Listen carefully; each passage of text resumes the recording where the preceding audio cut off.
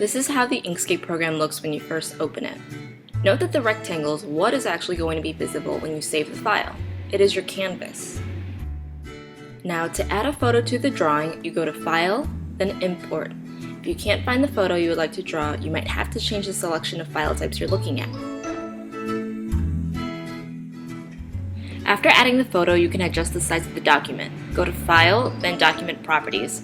Right now it's on default, but you can add your own dimensions. We are going to use the option Resize Page to Content. That way the canvas dimensions are the same as the photo.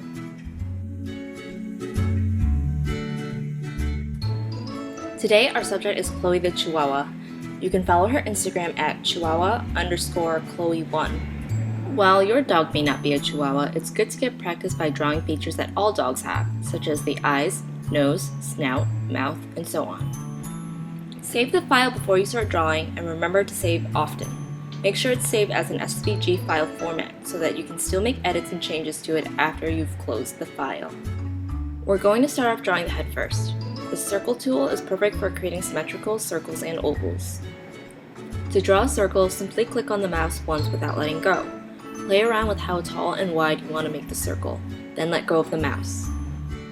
I forgot to add that if you draw a circle, make sure you only use the outline, or in Inkscape terms, the stroke. Right-click the circle you've drawn and select Fill and Stroke. Under the Stroke tab, click on the second button to the left to fill the outline. Under the Fill tab, click on the X to remove the color inside that circle. Getting back to Chloe. No head is perfectly round, so we'll have to fit the circle around her head shape.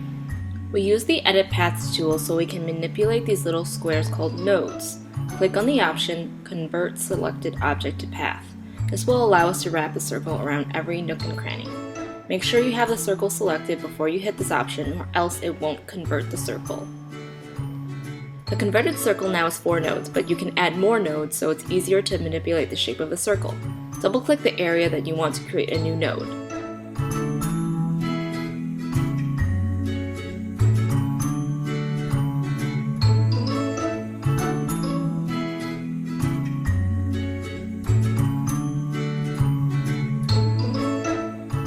Chloe is mostly one color, a very light blonde. We will create shapes for distinct areas that are a different color. Chloe's eyebrows are a slightly lighter blonde color than the rest of her fur. I'll draw one brow, then I'll duplicate it,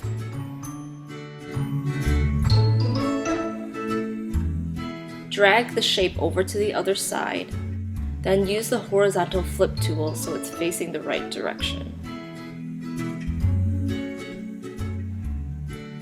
To get really detailed with her facial features, we'll have to zoom in a little more. Chloe has a white snout with a line going in between her eyes.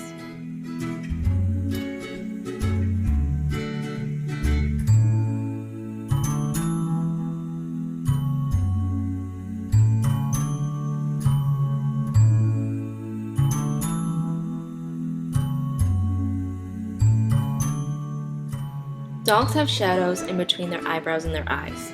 Don't worry about making objects the same exact shape as the color from the photo. We are going to discuss a cheat method later on so you can cover up any mistakes. Some dogs have a thin line of dark fur around their eyes that almost look like eyelashes. We're going to start off drawing an oval, then we're going to add some spikes along this oval to recreate the eyelash effect.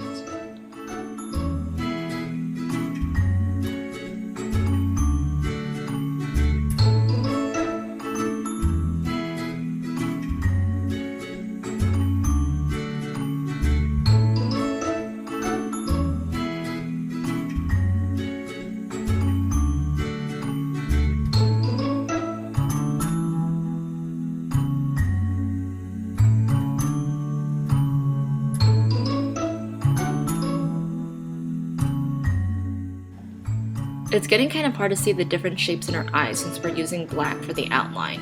Let's change the color. With the Fill and Stroke tool, I'll change the outline to a light color so it stands out better. I'll also make the outline thinner so I can see the different shapes better. The eyes are mostly comprised of ovals and circles. Dogs have a thin line of black around their eyes, which is called the waterline. We humans also have a waterline around our eyes, but it matches our skin color.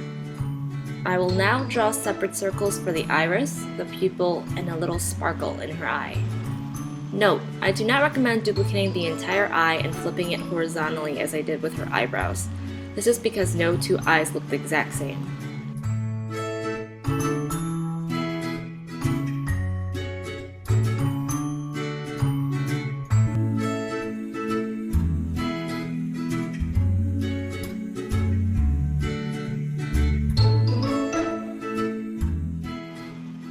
Focusing on her snout, notice how she has a dark brown marking around her mouth. It's shaped a bit like a rectangle with the two bottom corners poking out on each side.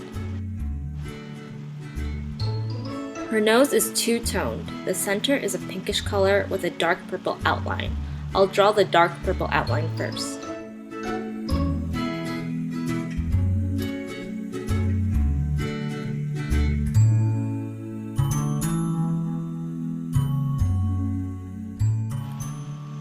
Dog noses are shaped like mushrooms and their nostrils are like beans.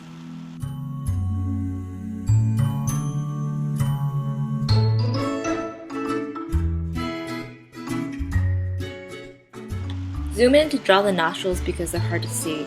After I draw one, I will duplicate it and use the horizontal flip tool so I can move it to the other side of the nose.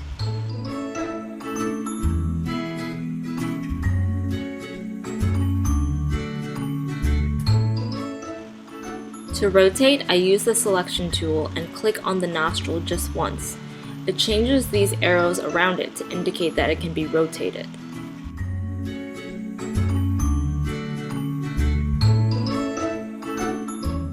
Dogs have a very narrow, slightly curved line that goes down the middle of their nose that connects to their lips.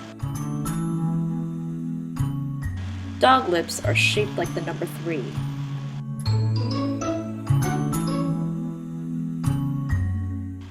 Moving on to the ears, they're shaped like triangles and are usually two colors. You have the color of the fur and the color of the inside of the ear, which is pinkish.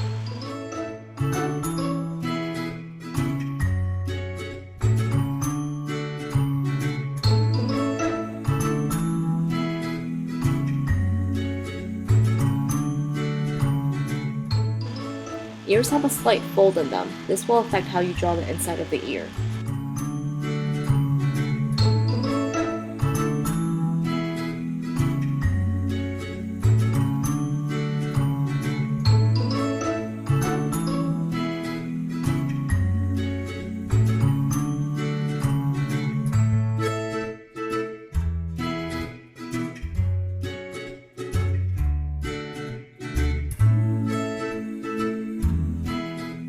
Now we are going to draw the body.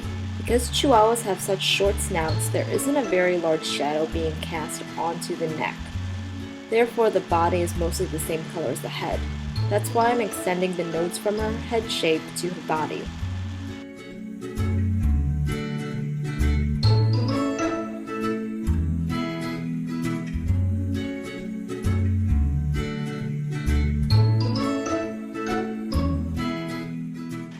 Because her paws are obscured in the rug, it takes a little bit of guesswork figuring out how they should look.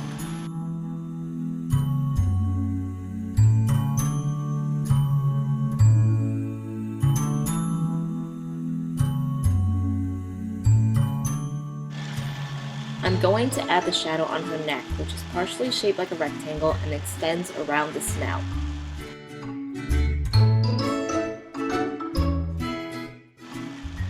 I'm adding a wide semicircle shadow here because dogs' chests are curved. The shadow is connected to her leg where you can see that the bone is visible.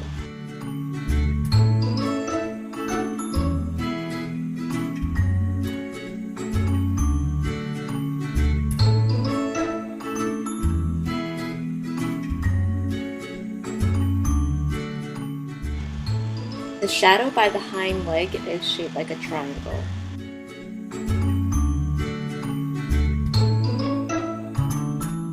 I apologize if this next part's a little confusing, and it's okay if you want to skip this step. I wanted to make the hind leg a darker color from the rest of the body. Instead of redrawing the entire hind leg, I used a shortcut by duplicating the body shape. I then removed the extra nodes of the duplicated shape by highlighting these nodes and selecting the Join the Selected Nodes button.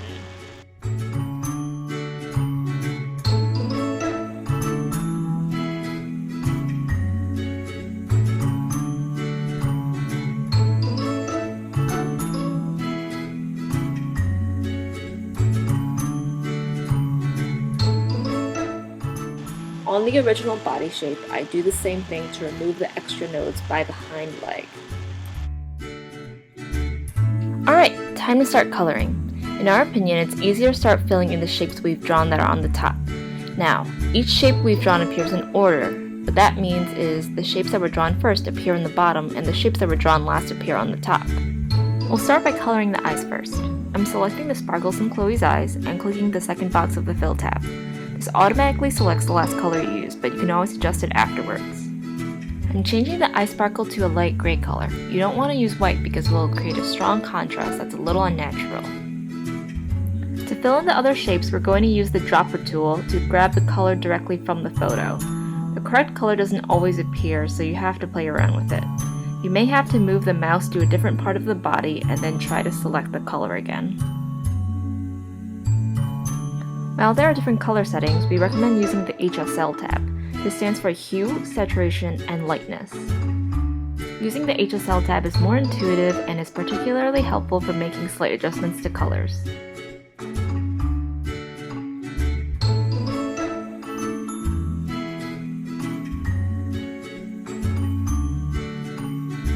As mentioned earlier, each shape or object has been drawn in a particular order. Now, if you need to move an object over or under another object, you use the raise or lower functions. That's why it makes it a little bit easier to try to draw the lower items first, but it's not a big deal if you want to add something afterwards.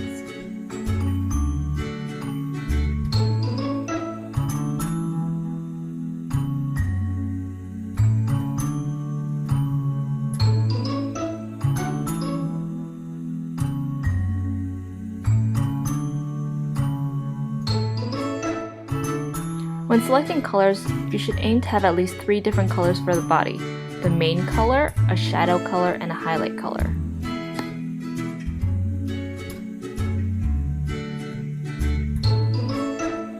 We're done coloring the shapes, and it's time to remove the borders around the objects.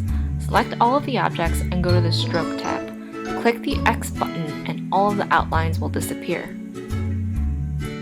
Moving the background photo to the side can help you compare the drawing to the original and figure out what you need to adjust. I had to do some guesswork originally to draw Chloe's legs since they are hidden in the blanket. Now I'm going to make some changes to them so that they look more natural. The selected coloring is based on this photo's lighting, but this photo is a little dark. Not all pictures are going to be the same. Some are brighter and some are darker. You want to find a nice medium for the most natural lighting. When selecting colors, you should aim to have at least 3 different colors for the body: the main color, a shadow color, and a highlight color.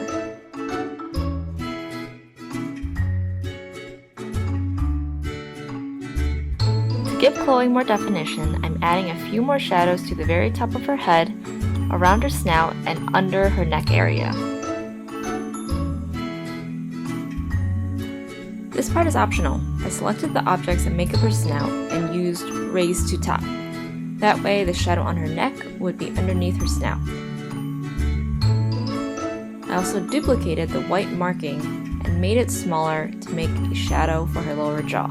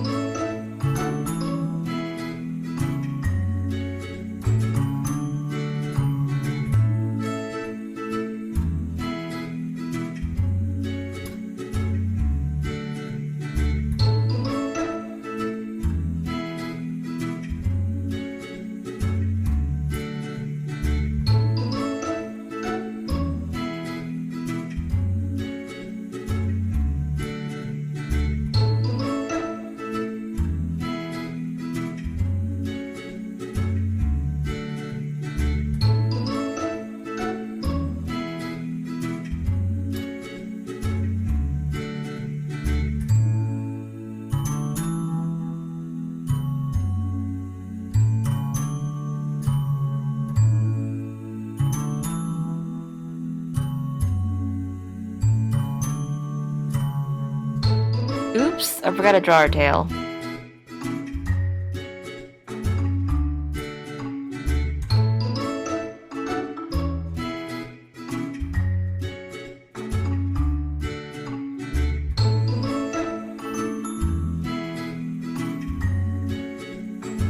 Once I've added that, I use lower to bottom. This puts the tail below the original photo. I go back to the menu and use raise. This puts the tail in the order I need it to be in for the drawing.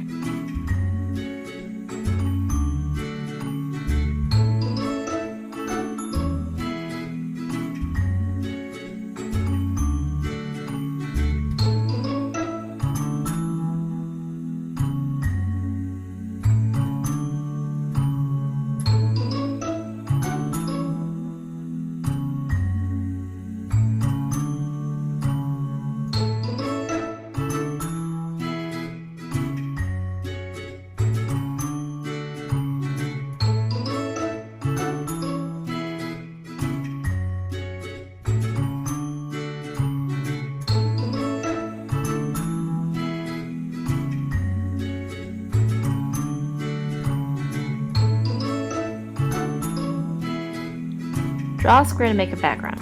Again, I use lower to bottom to save time. Check out all these preset color options down here.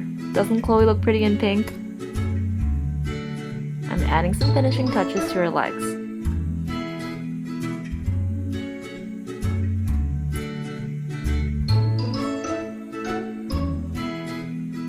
I'm drawing toe separators to make Chloe's paws look more realistic.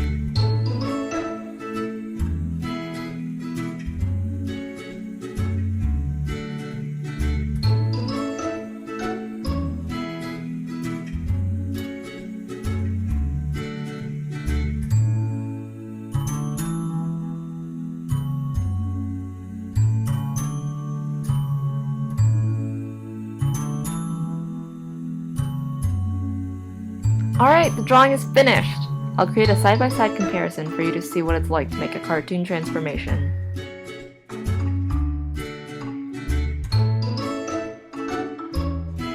The last step is saving the file as an image so you can share with your friends and family. Go to File, then Export Bitmap. Make sure the page option is selected so you don't accidentally include extra pictures off to the side. You can change the quality of the photo by adjusting either the dimensions or the DPI. DPI stands for dots per inch. The larger the number is, the better quality the photo will be. If you choose to print your artwork, you want to use a DPI of at least 300 for the best quality. Anything less will end up as a blurry, pixelated drawing. Type in the file name, hit the export button, and you're done!